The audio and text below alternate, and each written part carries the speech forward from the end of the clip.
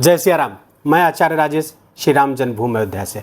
प्रिय दर्शकों, भूमिपुत्र मंगल 7 महीने 18 दिन बाद कर्क और मिथुन राशि को छोड़ करके अब सिंह राशि में प्रवेश करने जा रहे हैं, जो 2025 का उनका पहला गोचर होगा।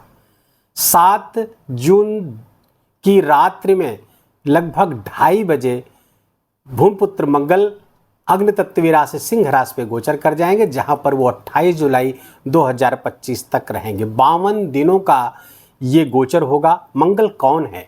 मंगल लड़ाई झगड़ा वाद विवाद क्रोध अहंकार है, हथियार है मंगल। और मंगल का ये गोचर कहाँ हो रहा है? मंगल का ये गोचर हो रहा है मघा नक्षत्र पर। नक्षत्र पर मैं कुछ सेकंड बाद आता हूं, पहले समझ लीजिए कौन से योग बन रहे हैं। मंगल यहाँ पर मघा नक्षत्र, जिसका स्वामी केतु हैं, उसके स्वामी के साथ ही विराजमान है। तो मघा नक्षत्र पर केतु के साथ विराजमान है। इसी को विस्फोटक योग कहा जाता है ज्योतिष ग्रंथों में। साथ ही साथ राहु की दृष्टि मंगल पर पड़ेगी, अंगारक योग बनेगा। शनि के साथ षडाष्टक योग में भी मंगल रहेंगे, जो कि शुभ योग नहीं होता है। लेकिन बहुत खूबसूरत योग और बन रहा है, एक योग और बन रहा है, वो है देवगुरु बृहस्पति के साथ 3/11 का लाभ संबंध। बड़ा जबरदस्त ये है। और जो भी इन तीनों अशुभ गोचरों की बातें हैं, देवगुरु बृहस्पति का लाभ संबंध उसको प्रतिसंतुलित कर देगा। अब यहां पर चूंकि मघा नक्षत्र पर मंगल का एक गोचर है, केतु के साथ युति है, इसीलिए बहुत दिनों से, पिछले दिनों से मैं देख रहा हूं, लगभग 1 महीने से वीडियो की भरमार आई हुई है। पूरे दुनिया को डरा कर रख दिया गया है। लेकिन क्या वास्तव में ऐसा है? आइए समझते हैं। बिल्कुल 30 सेकंड के अंदर आप पूरी बात समझ जाएंगे। 27 नक्षत्रों में 5 नक्षत्र ऐसे होते हैं जिनका स्वभाव उग्र और क्रूर होता है। कौन कौन? पूर्वा फाल्गुनी, पूर्वा भाद्रपद, पूर्वाषाढ़ा, भरणी और मघा। ये नक्षत्र क्रूर नक्षत्र है, उग्र नक्षत्र है, इनका स्वभाव उग्र है। इस नक्षत्र में हथियारों की खरीद फरोख्त होती है, शल्य चिकित्सा होती है, चोरी आगजनी की घटनाएं, हत्या, बलात्कार, प्राकृतिक आपदाएं, ज्वालामुखी विस्फोट आदि की चीजें यहां पर होती हैं। अब मंगल जैसा अग्नितत्वीय ग्रह अग्नितत्वीय राशि पर मघा नक्षत्र जैसे क्रूर नक्षत्र पर जब आएंगे और केतु के साथ बैठेंगे, तो स्थिति का अंदाजा सहज लगाया जा सकता है।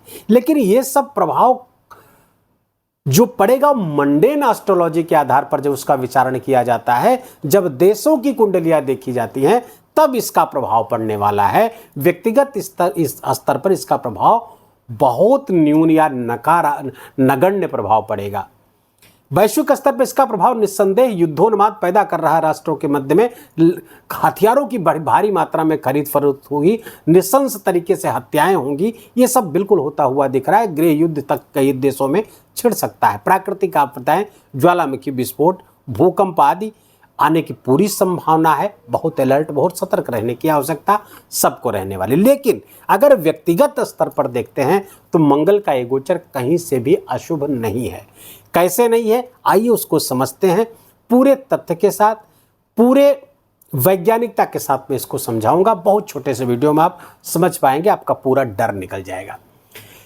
मिथुन राशि की जातकों के लिए मंगल का ये गोचर, मंगल देव आपके लाभ के स्वामी हैं, 6ठे स्थान के स्वामी हैं, और इन दोनों भावों के स्वामी होकर के मंगल गोचर कर रहे हैं 3य स्थान पर। 3य स्थान के मंगल कारक भी होते हैं, और 3य स्थान पर मंगल का गोचर पराक्रम और पुरुषार्थ को बढ़ाने वाला होता है। अब 3य स्थान पर मंगल का गोचर, वो भी सिंह राशि पर, अपने नैसर्गिक मित्र के नेचुरल फ्रेंड की राशि पर हैं। अब एक चीज और निकाली जाती है ज्योतिष में, कोई भी फलादेश करने के पहले, कि कंपोजिट रिलेशनशिप क्या बन रहा है उस ग्रह के साथ जिस राशि पर बैठे हैं। तो इस राशि के स्वामी सूर्यदेव कहां गोचर कर रहे हैं?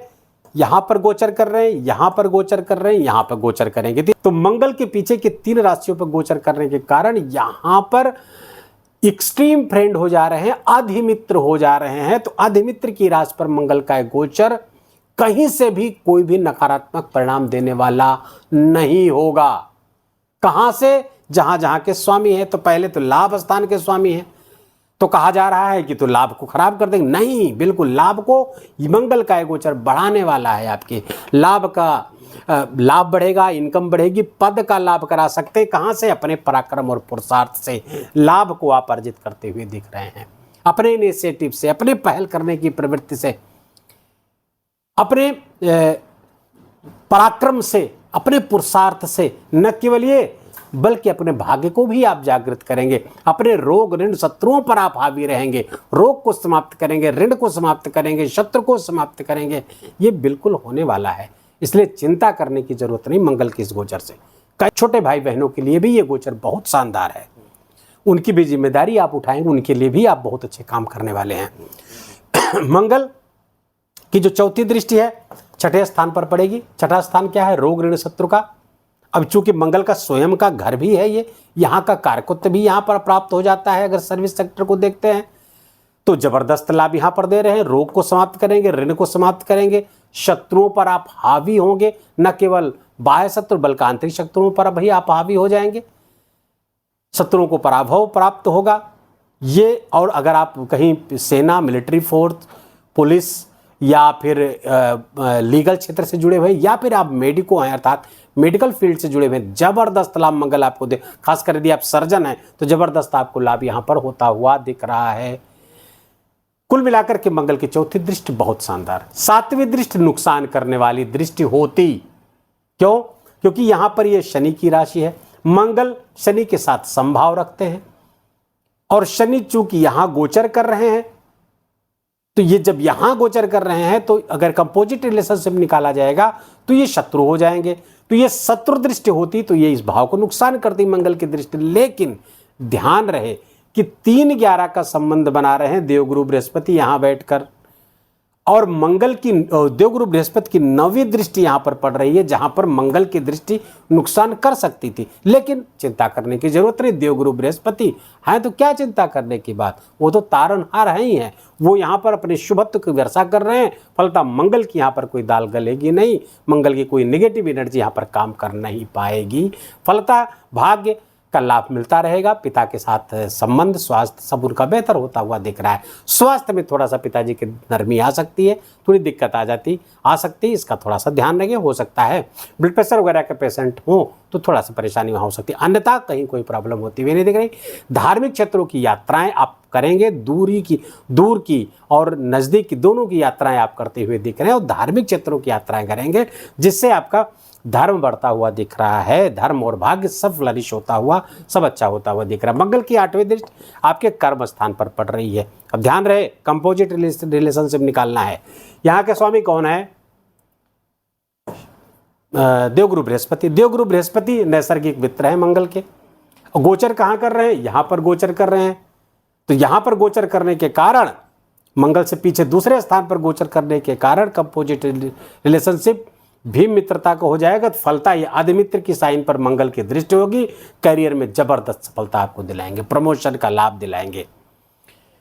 करियर में आपके कार्य करने की शैली से बहुत लोग प्रभावित होंगे। बॉसेज आपके प्रभावित होते हुए दिख रहे हैं। बॉस क्योंकि राजा के घर में बैठे हुए हैं, राजा के घर में चले जाएंगे, राजा के घर में बैठ के काम करेंगे तो कौन प्रसन्न नहीं हो? बॉस प्रसन्न, राजा प्रसन्न, जबरदस्त आपको करियर में उछाल होता हुआ दिख रहा है। नौकरी की तलाश पूरी हो सकती है जो लोग नौकरी की तलाश में हैं। नौकरी बदलने वालों के लिए नौकरी बदलने का बहुत अच्छा अवसर आया है और करियर क्षेत्र में बहुत ज़बरदस्त सफलता प्राप्त होती हुई दिख रही है। मंगल के शुभ गोचर को और बढ़ाने के लिए क्या करें? हनुमान जी की आराधना, क्योंकि केतु है साथ में, तो केतु कुजो भवेत, केतु भी मंगल की तरह ही परिणाम देने लगेगा। सूर्य और मंगल के परिणाम से मिश्रित हो जाएगा केतु। कोई नुकसान करने वाले नहीं है, अच्छे ही परिणाम देंगे। हनुमान जी की खूब आराधना करते रहे, खूब आराधना, 11 बार हनुमान चालीसा का पाठ करें। हर मंगलवार को पीला सिंदूर, चमेली का तेल और यज्ञोपवीत जिसे जनेऊ कहते हैं जो पहना जाता है, उसे हनुमान जी को अर्पित करिए। मसूर की दाल का भी दान आप करेंगे तो बहुत अच्छे परिणाम आपको प्राप्त होते हुए दिख रहे हैं। सेवा के कार्यों में, समाज सेवा के कार्यों में अग्रणी भूमिका निभाइए हनुमान जी की तरह। हनुमान जी सदैव प्रसन्न रहेंगे।